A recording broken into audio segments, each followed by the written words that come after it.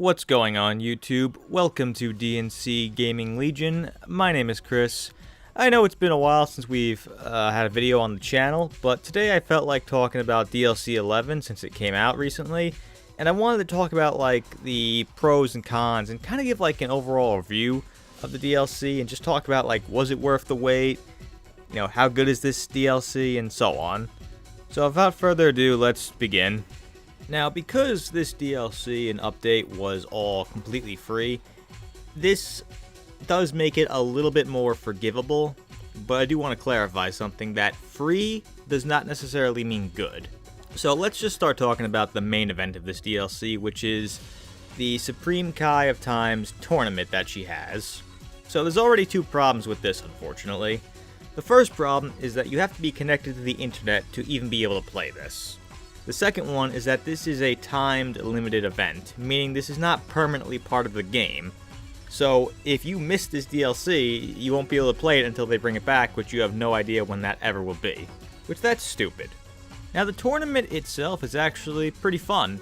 It has decent dialogue, there's a few good fights here and there. You get to fight your mentor at one point, and even get to fight the Xenoverse 1 time patroller at one point as well. So that's pretty cool. It's also fairly challenging because you're not allowed to use items and you have to play this by yourself with your CAC. So it's pretty challenging and hard. It's definitely a fun little playthrough, but there's a problem. So you would think that after completing it, you might get something really cool, right? Well, you want to know what you get for beating this tournament? You get nothing! Pretty much, you don't really get anything worthwhile, outside of maybe a Super Soul or a artwork here and there. The only way to get the Supreme Kai of Time, as well as her moves, is you have to play through the tournament a second time, and it's exactly the same as it was the first time. No difference in dialogue, no different fights, it's exactly the same. Now that's just lazy design. Like, why are you gonna make me play it 2 times over? That's just stupid. But to make matters worse, to get her moves, now you have to play through it a 3rd time. But this time, all the fights are now individually accessible, pretty much kind of like a parallel quest. And just like a parallel quest, getting all the moves and Super Souls is all RNG based. So, they make you play through this at least 3 times, but because it's RNG based, you're probably going to be playing this way more than 3 times if you want to get all the moves, Super Souls, and artwork. That is some of the dumbest and most laziest design I've ever seen.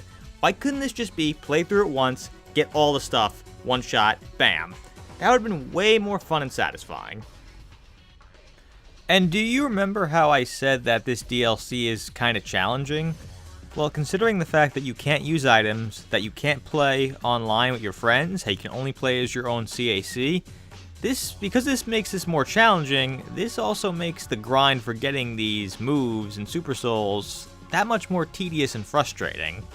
I mean, at least with regular parallel quests, you could always, you know, play with your friends to make it a little less annoying and more fun, but here, unfortunately, you're on your own, and that's kinda sucks.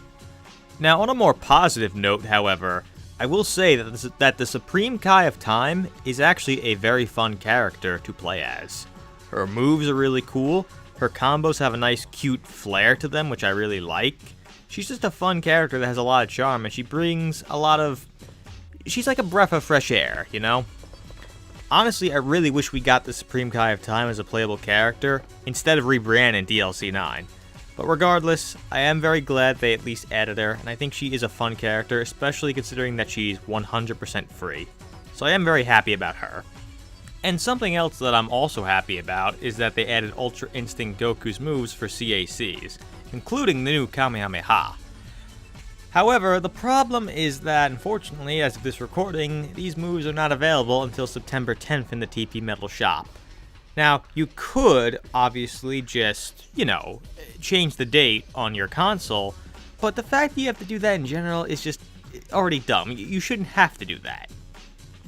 Also, I've heard rumors that if you do that, supposedly you can get banned from, like, the online play of the game. I don't know if that's true or not, but that only makes it worse. Also, the amount of TP medals to grind all these moves is kind of high. You need a total of 1,100 TP medals, which is kind of annoying. Now granted, they did make some quality of life improvements to the grinding.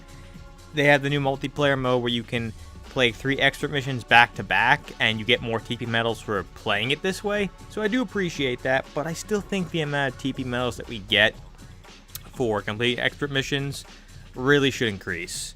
I feel like you should get at least 100 TP medals for completing an expert mission in that multiplayer game mode. And speaking of TP medals, we have to talk about the artwork and the mascots.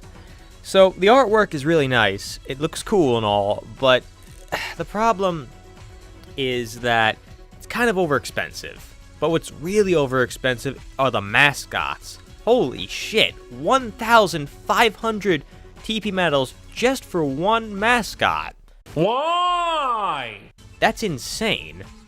And this begs the question, did we really need this? You know? Like, yes, this is cool, but there's so many other things that we as a community have been asking for. We've wanted Hit's outfit in the game, for example. We want more presets for our characters. We want all the clothing in the game to be colorable. I mean, let me ask you something. Would you rather have some little stupid mascot that you're only going to see wandering around in the multi-lobby, or would you rather be able to change the color of all the clothing in the game to make a really badass, unique outfit that you're always going to see on your CAC at all times? I think the answer is pretty damn clear. Now, to be fair, supposedly you can get some of the mascots actually for free by playing the new raid events whenever those happen. And that's really cool and all, but again, it is RNG based. You don't know when you're going to get them, and you don't know which one you're going to even get on top of that. Plus, this is only going to be available whenever there's a raid, so if you're not playing the raid, then you're not going to be able to access this, which sucks. And speaking of raids are apparently the way you're going to be able to unlock the new mentor customizable characters, which again is another problem. It's one of those things that they hyped up, looked really cool, and is not available on launch. You have to wait till a raid happens to be even able to get a chance to get them. And supposedly it's going to be RNG based, you're not going to have control over it. And once again, if you're not playing the game when there's a raid, then you're not going to get this, and that sucks. It really, really sucks. It's like, why does it have to be this way? Remember when they first introduced the mentor customization aspect? Remember how it was all available to us for free? Right when the update launched, we could just access it and use it? Remember that? It was so nice and fun. I really enjoyed that. Why can't this be the same? And I think that really just goes to show you the core problem or theme that this DLC suffers from, is that it has a bunch of cool ideas, it offers some cool things, but they create these unnecessary, complicated methods to unlocking and getting this stuff. Whether it be they lock it behind a long grind, it's a pain in the ass, or they make it not available yet until, a certain date, so you have to simply wait it out, which sucks. It's just all these things make what could have been a very fun little DLC a very unnecessary and frustrating experience. And because of the fact that they still have not addressed some of the core issues and things that we as a community have been asking for, these flaws only hurt that much more. And overall, because of that very reason, outside of the Supreme Kai of Time and her moves, I am a little disappointed with this DLC, I will not lie. Overall, if you are the type of person that doesn't care about grinding, doesn't care about having to wait longer to get access to moves and stuff like that, then this DLC might be a fine little update for you. But if you have a lot of problems with Xenoverse in general, and especially the grinding and all that stuff, this update is not really going to be your cup of tea then. But those are just my thoughts on the DLC. What are your thoughts? Do you like the DLC? Do you think it's fine? Are you enjoying it? Are you disappointed with the DLC? Do you hate it? Do you think it's a okay mixed bag? Leave your comments down below.